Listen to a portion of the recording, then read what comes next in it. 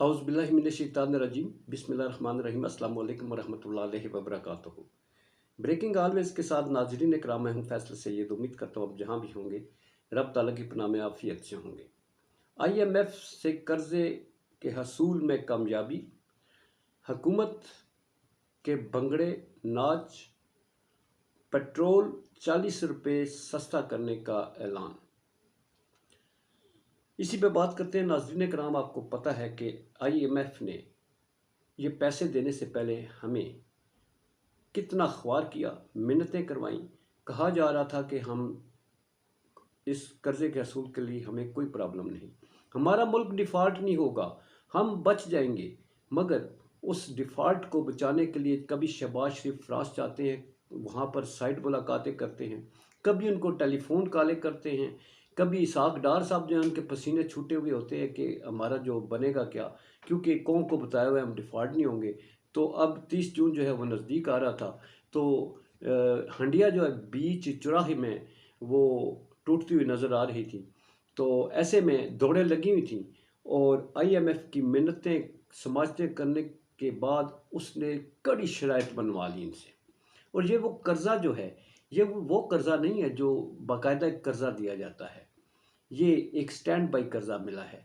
मतलब ये कि आपको आर्जी रिलीफ दिया गया है, डिफ़ॉल्ट से बचाने के लिए आपको ये उस मद में पैसे दिए गए हैं। और इसका दुरानिया भी बड़ा कम होता है। वो जो तवील दुरानिया का 10 साल का कर्ज़ा होता है, इसका ऐसा नहीं है। ये ज़्यादा से ज़्यादा 3 साल की मुद्दत में आपने वापस करना होता है। और दूसरा, ये जो इस वक्त शादियाने बजाए जा रहे हैं, क्या ये हुकूमत ने कोई बहुत बड़ा तीर मार लिया है, कोई बहुत बड़ी कामयाबी हासिल कर ली है, कोई इसमें इन्होंने बहुत बड़ा मुल्क में प्लांट लगा लिया है, कोई बाहर से जो हमारे पाकिस्तानी हैं उनसे कोई तरसीलात ज़र में इजाफे का कोई एक्स्ट्रा ऑर्डिनरी काम कर दिया है, कोई इस मुल्क में कोई ऐसा जो बैनुल अक़वामी प्लांट लगा दिया है कि जिसके बाद हमारी मईशत संभल जाएगी। और जिस तरह से ये बंगड़े डाल रहे हैं, अपनी कामयाबियों का डंडोरा पीट रहे हैं। आप ये बताएं मुझे कि कर्ज़ों के बोझ के नीचे दबता हुआ शख्स जो है वो खुशी मनाता है, या वो अपने आप को जो है वो उस बोझ में दबे हुए देखते होकर उसकी खुशियाँ जो है वो डूब जाती है, मानद पड़ जाती है। हमारे हाँ, कर्ज़े का हसूल जो है, अगर कोई शख्स किसी से कर्ज़ा लेता है तो क्या वो खुशी मनाएगा?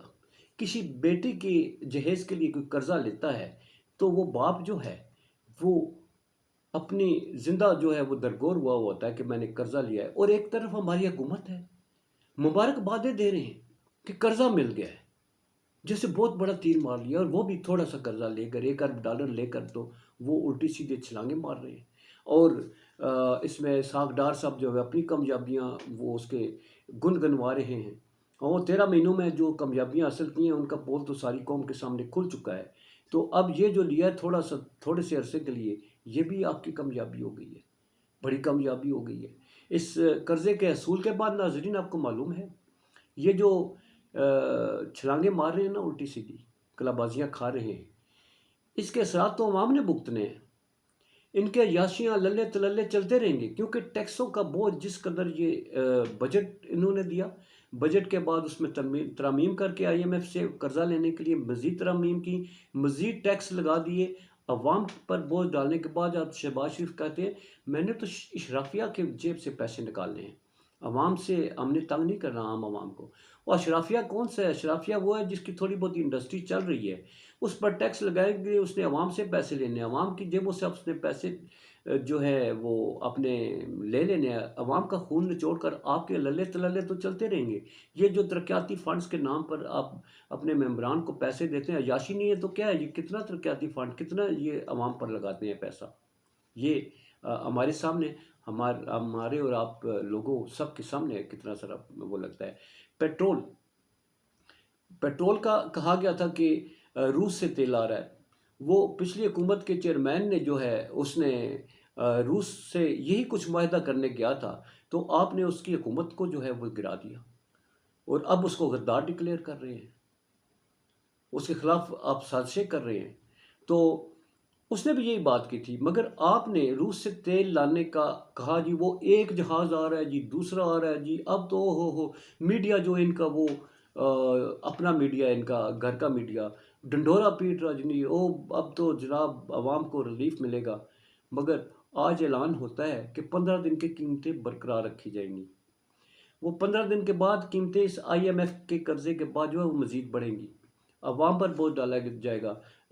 اس جو قرضے کا جو ابھی انہوں نے لیا ہے، اس کے نتیجے میں بجلی کی قیمتیں بڑھیں گی، گیس کی قیمتیں بڑھیں گی، پیٹرول کی قیمتیں بڑھیں گی، اس کی مارکیٹ پہ جو اثرات ہوں گے، اس قوم کا مزید بیڑا غرق ہو جائے گا۔ یہ مہنگائی سے جو نجات لائے تھے، جو پچھلی حکومت کا کہہ رہے تھے، اس نے بیڑا غرق کر دیا تھا، جس کی 6% جو ہے گروتھ تھی، اور اب جو ہے گروتھ ریٹ 0.3% ہے، جو آئی ایم ایف والے، ورلڈ بینک والے بھی کہتے ہیں زیادہ سے زیادہ یہ بہت زور لگا لیا انہوں نے، تو وہ 3% پر 2.5 سے 3% تک جائے گی۔ یہ اس پہ جو یہ تھکتے نہیں ہیں کہ اس نے ملک کا تباہ کر دیا، بیڑا غرق کر دیا۔ بیڑا غرق آپ نے کیا ہے، ابھی عوام کا مزید بیڑا غرق ہوگا۔ آپ یہ دیکھیں اس قرضے کی نتیجے میں ہوگا کیا۔ اس کے جو انہوں نے قرضہ لیا ہے، اس کا ایک تو اسٹیٹ بینک نے جو شرح سود بڑھا دینی ہے، شرح سود بڑھانے کا اثرات کیا ہوتے ہیں؟ ہمارے قرضوں میں مزید اضافہ ہوتا ہے، ہم مزید قرضوں میں ڈوبتے ہیں۔ جو انڈسٹری لگانا چاہتے ہیں، کاروبار بڑھانا چاہتے ہیں، کاروبار کرنا چاہتے ہیں، وہ لوگ بینکوں کا رخ نہیں کرتے، اس لیے کہ اتنے بڑی ہائیسٹ شرح سود پر کون بینکوں سے قرض لے گا، کون اس کا مارک اپ واپس کرے گا، کون اپنی پرافٹ کمائے گا۔ یہ سارا کچھ دیکھ کر تو آپ کہتے ہیں کہ ہم نے بہت بڑا تیر مار لیا ہے۔ اپنے عوام جو اس وقت بھگتنے جا رہی ہے، وہ تصور نہیں کر سکتا۔ عوام بھگتے گی سارے قرض کا، مگر عوام تو بھگتے گی، ان کے للے تللے اور عیاشیاں جو ہیں وہ ویسی کی ویسی رہیں گی۔ آئی ایم ایف جہاں گھستا ہے، اس ملک کا بیڑا غرق کر دیتا ہے۔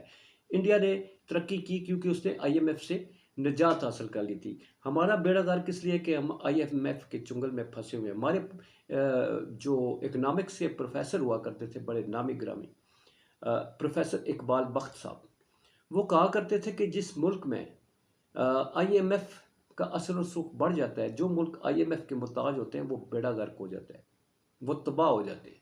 یہ شیطان کی آنت ہے، جس ملک میں یہ جاتی ہے اس سے وہ چھٹکارا نہیں حاصل کر سکتے۔ آئی ایم ایف کے قرضے کے بعد جو ہے آئی ایم ایف کی مزید ہماری اس کی شرائط، اس کی ڈیمانڈز کیا ہوں گی، ہمارے جو ہے مختلف قسم کے اثاثہ جات ہے، اس کے بارے میں وہ کیا ڈیمانڈ کرے گا، ہمارے کون سے پروگراموں کو رول بیک کرنے کے لیے کہے گا، ہمارے مختلف معاہدے جو ہیں چائنا وغیرہ کے ساتھ ہوئے ہوئے، جس پہ پہلے آئی ایم ایف کہہ چکا ہے کہ آپ نے یہ مہنگے ان کے ساتھ پروجیکٹ لگائے ہوئے ہیں، تو ان کو وائنڈ اپ کرے، ان کے کتنے اثرات پڑیں گے۔ یہ ناچنے کودنے اور یہ اس وقت بغلے بجانے والوں کو پتہ لگ جائے گا، مگر بھگتے گی عوام۔ یہ ہے المیہ ناظرین، یہ جو ڈنڈورا پیٹ رہے ہیں، تو اس کا ہم اور آپ بھگتیں گے۔ اپنا بہت سارا خیال رکھے۔ پاکستان زندہ باد، پاک افواج پائندہ باد۔